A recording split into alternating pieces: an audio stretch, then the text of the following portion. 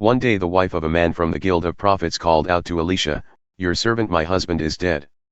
You well know what a good man he was, devoted to God. And now the man to whom he was in debt is on his way to collect by taking my 2 children as slaves." Elisha said, "I wonder how I can be of help. Tell me, what do you have in your house?" "Nothing," she said. "Well, I do have a little oil." "Here's what you do," said Elisha. "Go up and down the street and borrow jugs and bowls from all your neighbors. And not just a few, all you can get. Then come home and lock the door behind you, you and your sons. Pour oil into each container. When each is full, set it aside." She did what he said. She locked the door behind her and her sons. As they brought the containers to her, she filled them. When all the jugs and bowls were full, she said to one of her sons, "Another jug, please." He said, "That's it. There are no more jugs." Then the oil stopped. She went and told the story to the man of God. He said, "Go sell the oil and make good on your debts. Live, both you and your sons, on what's left." One day Elisha passed through Shunem. A leading lady of the town talked him into stopping for a meal. And then it became his custom, whenever he passed through, he stopped by for a meal. "I'm certain," said the woman to her husband, "that this man who stops by with us all the time is a holy man of God. Why don't we add on a small room upstairs and furnish it with a bed and desk, chair and lamp, so that when he comes by he can stay with us?" And so it happened that the next time Elisha came by he went to the room and lay down for a nap. Then he said to his servant Gehazi, "Tell the Shunammite woman I want to see her." He called her and she came to him. Through Gehazi Elisha said, "You've gone far beyond the call of duty in taking care of us. What can we do for you? Do you have a request we can bring to the king or to the commander of the army?" She replied, "Nothing. I'm secure and satisfied in my family." Elisha conferred with Gehazi, "There's got to be something we can do for her." "But what?" Gehazi said, "Well, she has no son, and her husband is an old man." "Call her in," said Elisha. He called her and she stood at the open door. Elisha said to her, "This time next year you're going to be nursing an infant son."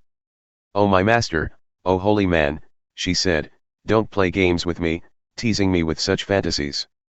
The woman conceived. A year later, just as Elisha had said, she had a son. The child grew up. One day he went to his father, who was working with the harvest hands, complaining, "My head, my head." His father ordered a servant, "Carry him to his mother." The servant took him in his arms and carried him to his mother. He lay on her lap until noon and died. She took him up and laid him on the bed of the man of God, shut him in alone, and left. She then called her husband, "Get me a servant and a donkey so I can go to the holy man. I'll be back as soon as I can." "But why today? This isn't a holy day, it's neither new moon nor Sabbath." She said, "Don't ask questions, I need to go right now. Trust me." She went ahead and saddled the donkey, ordering her servant, "Take the lead, and go as fast as you can, I'll tell you if you're going too fast." And so off she went. She came to the holy man at Mount Carmel. The holy man, spotting her while she was still a long way off, said to his servant Gehazi, "Look out there, why, it's the Shunammite woman. Quickly now. Ask her, is something wrong? Are you all right? Your husband? Your child?" She said, "Everything's fine." But when she reached the holy man at the mountain, she threw herself at his feet and held tightly to him. Gehazi came up to pull her away, but the holy man said, "Leave her alone, can't you see that she's in distress? But God hasn't let me in on why, I'm completely in the dark." Then she spoke up, "Did I ask for a son, master? Didn't I tell you, don't tease me with false hopes?" He ordered Gehazi, "Don't lose a minute, grab my staff and run as fast as you can. If you meet anyone, don't even take time to greet him, and if anyone greets you, don't even answer. Lay my staff across the boy's face." The boy's mother said, "As sure as God lives and you live, you're not leaving me behind." And so Gehazi let her take the lead, and followed behind. But Gehazi arrived first and laid the staff across the boy's face.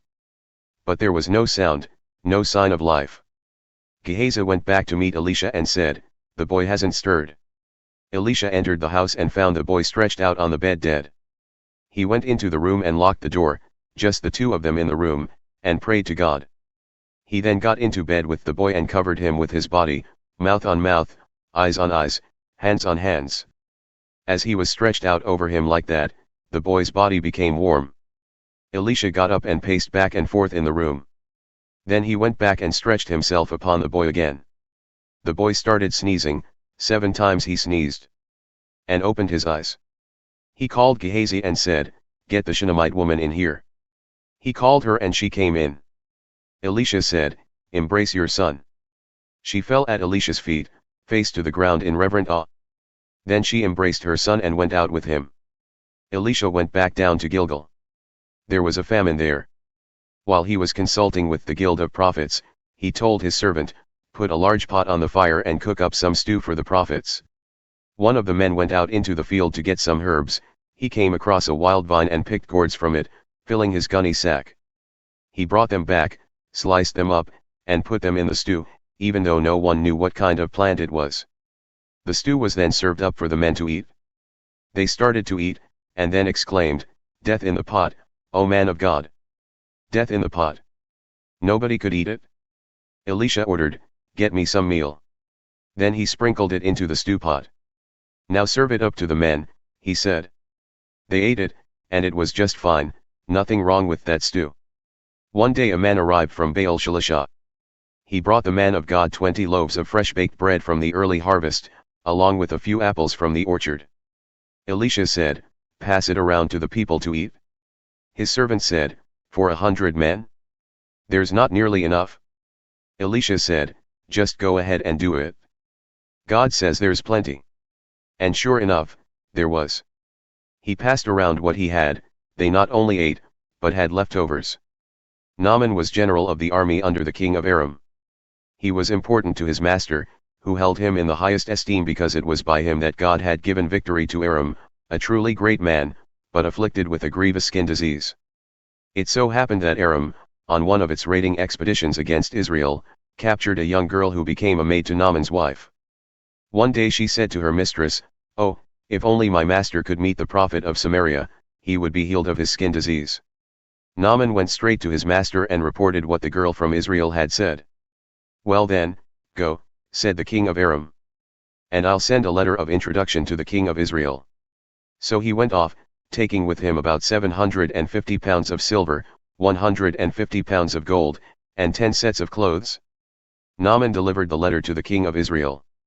The letter read, "When you get this letter, you'll know that I personally sent my servant Naaman to you, heal him of his skin disease." When the king of Israel read the letter, he was terribly upset, ripping his robe to pieces. He said, "Am I a god with the power to bring death or life that I get orders to heal this man from his disease? What's going on here? That king's trying to pick a fight, that's what." Elisha the man of God heard what had happened, that the king of Israel was so distressed that he'd ripped his robe to shreds. He sent word to the king, "Why are you so upset, ripping your robe like this? Send him to me so he'll learn that there's a prophet in Israel." So Naaman with his horses and chariots arrived in style and stopped at Elisha's door. Elisha sent out a servant to meet him with this message, "Go to the river Jordan and immerse yourself 7 times. Your skin will be healed and you'll be as good as new." Naaman lost his temper. He spun around saying, "I thought he'd personally come out and meet me, call on the name of God, wave his hand over the diseased spot, and get rid of the disease. The Damascus rivers, Abana and Pharpar, are cleaner by far than any of the rivers in Israel. Why not bathe in them? I'd at least get clean." He stomped off, mad as a hornet. But his servants caught up with him and said, "Father, if the prophet had asked you to do something hard and heroic, wouldn't you have done it? So why not this simple wash and be clean?" So he did it. He went down and immersed himself in the Jordan 7 times, following the orders of the holy man. His skin was healed, it was like the skin of a little baby. He was as good as new. He then went back to the holy man, he and his entourage, stood before him, and said, "I now know beyond a shadow of a doubt that there is no God anywhere on earth other than the God of Israel. In gratitude let me give you a gift." "As God lives," Elisha replied, "the God whom I serve, I'll take nothing from you." Naaman tried his best to get him to take something, but he wouldn't do it. "If you won't take anything," said Naaman, "let me ask you for something, give me a load of dirt, as much as a team of donkeys can carry, because I'm never again going to worship any god other than God. But there's one thing for which I need God's pardon, when my master, leaning on my arm, enters the shrine of Rimmon and worships there, and I'm with him there, worshipping Rimmon, may you see to it that God forgive me for this." Elisha said, "Everything will be all right. Go in peace." But he hadn't gone far when Gehazi, servant to Elisha the holy man, said to himself, "My master has let this Aramean Naaman slip through his fingers without so much as a thank you. By the living God, I'm going after him to get something or other from him." And Gehazi took off after Naaman. Naaman saw him running after him and jumped down from his chariot to greet him. "Is something wrong?"